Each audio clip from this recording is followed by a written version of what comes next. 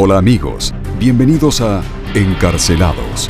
Mi nombre es Mariano y en este canal, 3 veces por semana, te contaré las más impactantes historias que han llevado a muchos tras las rejas. Quédate conmigo para escucharlas, pero antes, te pido que te suscribas a este canal y le des un me gusta a este video para que sigas escuchándome. Sin decir más, comencemos. Por las cárceles de máxima seguridad de España han transitado los criminales más peligrosos del país, desde homicidas hasta narcotraficantes y ladrones. Muchos de estos delincuentes son conocidos no solo por la fechoría que los llevó a estar encerrados tras las rejas, sino también por su naturaleza violenta. De la misma manera, muchos otros obtienen notoriedad tanto por sus delitos retorcidos y siniestros, como por sus conductas agresivas, una vez que son recluidos en celdas. Este es el caso de Fabricio Silva, criminal que fue considerado el preso más peligroso de España. Fabricio Silva, el terror de las cárceles españolas. Fabricio Joao Silva Ribeiro nació en octubre de 1983 en Guinea-Bissau, un país de África Occidental. Es poco lo que se sabe sobre su vida antes de iniciar la carrera criminal que lo llevó a la cárcel, excepto que sus padres se llamaban Antonio y Filomena Silva. Se cree que Fabricio llegó a España alrededor de 2003 y que se movía entre Madrid, Portugal y Bilbao, la capital de Vizcaya. Por ese entonces tenía una relación con una mujer llamada Adama Awa Bari, quien al igual que él provenía de Guinea-Bissau. La joven se dedicaba a la venta ambulante y al parecer viajaba mucho, especialmente hacia Lisboa, donde residían sus padres. Según reportes de la prensa local, el sujeto maltrataba habitualmente a Adama, pero la violencia que caracterizaba aquella relación escaló a su expresión más brutal la noche del 26 de septiembre de 2004, en el barrio de Ocharcoaga, en la villa de Bilbao, donde tuvo lugar el primero de los horrendos crímenes de Fabricio.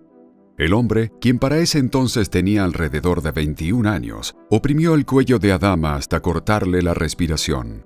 La forzó a tener relaciones sexuales con él y, por último, la atacó con un arma blanca y le causó al menos 25 heridas, hasta finalmente quitarle la vida. Según El Cierre Digital, periódico digital español, la joven falleció mientras Fabricio le gritaba apodos denigrantes y le decía que si no tenía intimidad con él, no la tendría con nadie. En octubre de ese año, aproximadamente 500 personas se movilizaron por las calles de Bilbao en protesta por el atroz crimen. La manifestación, que fue organizada por la Coordinadora de Grupos de Mujeres de Bilbao, bajo el lema Ni un ataque sin respuesta, comenzó con la icónica Plaza de Arriaga y fue liderada por allegadas de la víctima, quienes sostenían pancartas exigiendo justicia. Fabricio fue detenido y llevado a juicio por el crimen de Adama. En marzo de 2006, el jurado lo declaró culpable y el juez le impuso una pena de 22 años y medio de cárcel. Después de eso, el nombre del guineano desapareció de los titulares durante casi una década. En 2014, 10 años después de la trágica muerte de Adama, mientras se encontraba recluido en la cárcel de Córdoba, centro penitenciario que se conoce por albergar reclusos conflictivos, Fabricio le quitó la vida a su próxima víctima.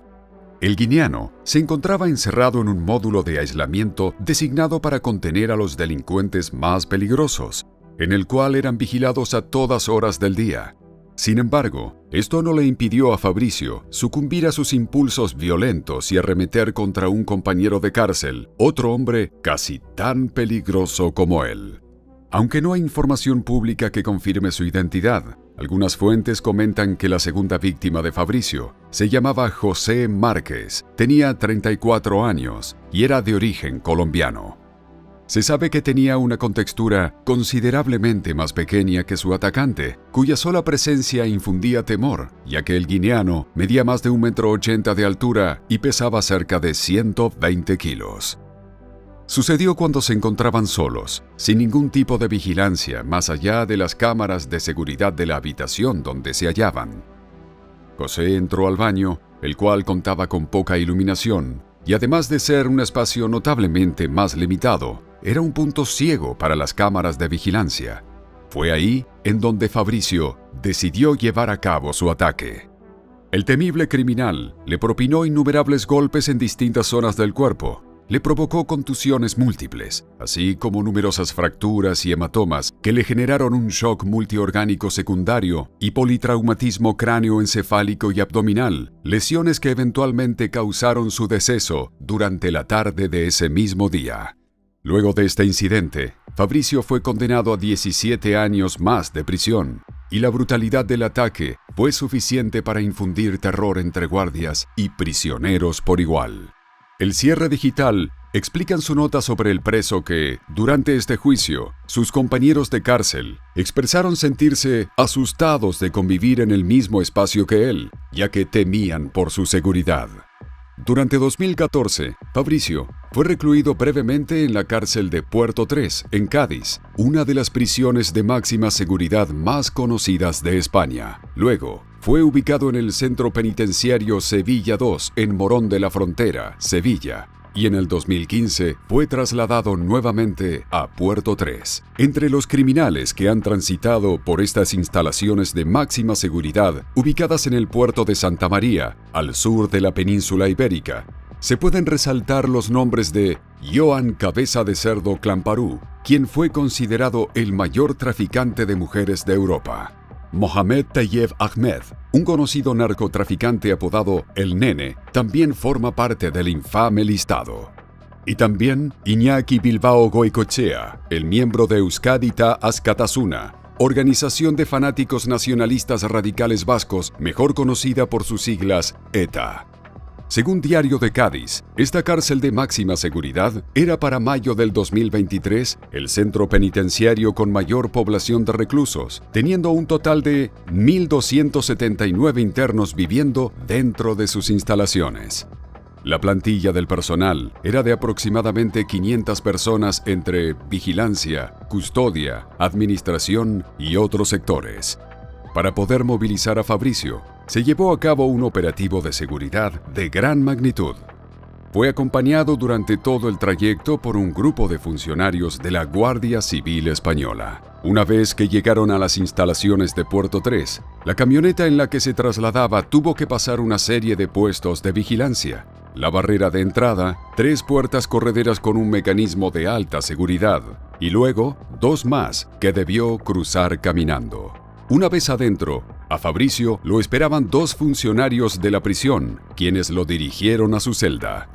La celda de Fabricio era la número 60 y estaba ubicada en el 15, una zona aislada que se encuentra en módulo 15 de la cárcel, de ahí su nombre.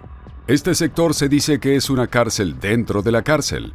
Los presos que cumplen sus condenas ahí son categorizados como los reclusos más peligrosos y las medidas de seguridad que se les aplican son más rigurosas que las de los demás internos. Salen al aire libre un máximo de 3 horas al día si su conducta ha sido la correcta. Comen y se asean dentro de sus celdas y tienen contacto únicamente con los guardias y en algunos casos con otros prisioneros con los que son emparejados para tener su tiempo al exterior. La habitación en la que fue encerrado el hombre de origen africano medía 10 metros cuadrados y estaba equipada con una ducha, un inodoro, un escritorio pequeño, un armario, una cama individual y un portero eléctrico con el que podía comunicarse con el personal de seguridad de las instalaciones. Ante el personal de seguridad del 15 y el 21 de julio de 2016, casi 8 meses después de haber sido trasladado a Puerto 3, atacó a los funcionarios que llevaban a cabo el registro rutinario en su celda. En esa ocasión, 5 guardias se encargaban de realizar el registro, 3 más de lo habitual debido a la alta peligrosidad de Fabricio. Ninguno de ellos estaba habilitado para portar armas, así que para el momento en que ingresaron a la celda, se encontraban completamente desarmados. Con una delgada placa de hierro que llevaba escondida en sus zapatos, Fabricio se abalanzó contra uno, cortándole el cuello cerca de la vena yugular. A la vez que luchaba contra los funcionarios carcelarios, logró llegar al pasillo central del módulo 15, donde una mujer que monitoreaba las cámaras de seguridad intervino y logró atraparlo al cerrar a distancia 2 rejas corredizas en ambos extremos del corredor. Mientras el personal de la cárcel intentaba contenerlo, empezó a cundir el pánico, ya que la fuerza de Fabricio era casi sobrehumana y no paraba de lanzar golpes a quien se cruzara en su camino. Aunque el ataque duró tan solo 3 minutos, hasta que lograron controlar la situación y encerrarlo, todos aquellos a los que les puso las manos encima quedaron lesionados, 3 de ellos con heridas de gravedad. Los 5 funcionarios fueron enviados al hospital. Uno tenía un corte en el brazo, a otro le partió los dientes y le hundió los aparatos de ortodoncia en las encías. Uno terminó con la nariz rota, otro con los ligamentos de la rodilla afectados y finalmente el que recibió el primer y más peligroso golpe, pues casi le secciona la yugular. Todos se dieron de baja laboral. Este suceso dio espacio para revivir protestas de los trabajadores de prisiones que exigían al gobierno suministrarles más medios con los cuales protegerse, ya que era normal que los funcionarios no tuvieran suficiente defensa contra los posibles ataques de los reos. En esta ocasión a Fabricio se le aplicó el artículo 91.3 del reglamento penitenciario. Era un prisionero de peligrosidad extrema catalogado como FIES-1, acrónimo de la Ficheros de Internos de Especial Seguimiento, y el 1 era por ser un preso de primer grado. La Audiencia Provincial de Cádiz sumó 19 años a la sentencia de 39 años que ya estaba cumpliendo, lo que significaba que estaría tras las rejas hasta 2047. En enero del 2019, Fabricio fue trasladado desde el centro penitenciario de Teixeiro, donde había estado recluido por 2 años y medio, al centro penitenciario de Alhama, en Pontevedra. El operativo para su movilización fue similar a cuando fue transferido a Puerto 3. Un grupo de funcionarios de la Guardia Civil lo custodió durante su traslado y al llegar tuvo que superar distintos puestos de seguridad antes de poder ingresar a su celda. Al encierro de Fabricio, a quien ya se le trataba como un prisionero de alta peligrosidad, se le añadieron medidas de control adicionales en este recinto para poder garantizar la seguridad de los funcionarios de vigilancia.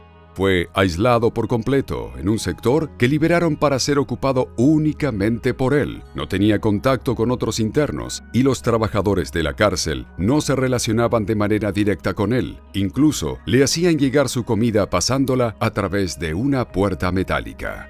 El nivel de encierro que se le impuso a Fabricio era una medida de carácter extremo y nunca vista entre los presos de su misma categoría. Con el tiempo, el extremo control y la soledad que caracterizaban sus días desgastaron su mente. En abril de 2019, la dirección de la cárcel recibió una carta mediante la cual Fabricio informaba que ya no reconocía la autoridad de los funcionarios que lo vigilaban, por lo cual no iba más a respetar sus órdenes, y el 1 de octubre de ese año declaró que estaba en huelga de hambre para protestar en contra de su aislamiento excesivo. El miércoles 9 de octubre de ese mismo año, Fabricio anunció que daba fin a su huelga e ingirió alimentos por primera vez en 8 días. El médico de la prisión lo examinó durante este tiempo para asegurarse de que sus signos vitales se mantuvieran estables. En el informe del último chequeo, únicamente resaltaron una pequeña pérdida de peso de 13 kilos. Más allá de eso, no presentaba algún cambio o alteración notable en el organismo. Alrededor de las 5 de la tarde de ese mismo día, el funcionario de seguridad que hacía su ronda de reconocimiento por la galería en la que estaba recluido Fabricio, se asomó en su celda y lo que vio lo hizo llamar al área de seguridad por refuerzos, así como también solicitó asistencia médica. Una vez que todo el personal se encontraba en la escena, abrieron las puertas que los separaban del peligroso recluso. Fabricio se encontraba inmóvil, en el piso, al lado del área del inodoro. Sus pantalones estaban abajo, dejándolo desnudo desde la cintura. Para no correr el riesgo de que estuviera fingiendo un desmayo con la intención de atacarlos, lo esposaron antes de que el médico pudiera examinarlo. Pocos minutos después, se comprobó que no tenía signos vitales y se declaró su deceso. La temperatura del cuerpo mostraba que no había fallecido hacía mucho, y aunque parecía haber sufrido un golpe bastante fuerte en la cara, la autopsia indicó que perdió la vida por causas naturales. Fue así como el 9 de octubre de 2019 marcó el fin del reinado de terror de Fabricio João Silva Ribeiro, quien para el momento tenía 36 años. Según El Español, Fabricio, quien fue considerado durante años y hasta su muerte como el prisionero más peligroso de España, fue trasladado hasta una decena de veces entre distintas cárceles del territorio del país europeo. También explican que durante toda su vida tras las rejas, se negó rotundamente a colaborar con los psicólogos que intentaron tratarlo para que tuviera una reinserción social, y que todos aquellos que tuvieron la desdicha de tener contacto cercano con él aseguran que nunca mostró ningún tipo de remordimiento respecto a los crímenes y actos de violencia que cometió. No mostró arrepentimiento en ninguna ocasión. Su aversión a recibir ayuda era tan fuerte que los especialistas que intentaban que participara en las sesiones de autocontrol a las que tanto se rehusaba, se veían forzados a comunicarse con él detrás de barrotes en resguardo de su propia seguridad. Es por esta similitud con el personaje de la película de 1991 titulada El silencio de los inocentes, que Fabricio Silva fue apodado como Hannibal Lecter, el terror de las cárceles españolas.